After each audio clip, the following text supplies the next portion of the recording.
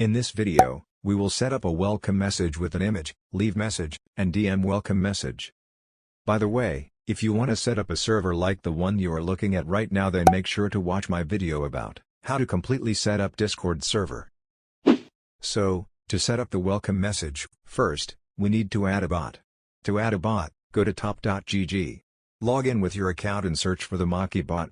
After that, invite Maki to your server. Now go to maki.gg and log in using your Discord account. Once you log in, go to Dashboard and select your server. Then go to the Welcome tab. After going to the Welcome tab, select the channel for the welcome, set welcome message, turn on the welcome message, and then scroll down to save changes. To set up a welcome DM message, go back to the Welcome tab and set your welcome. After that, press the Save Changes button to save all changes.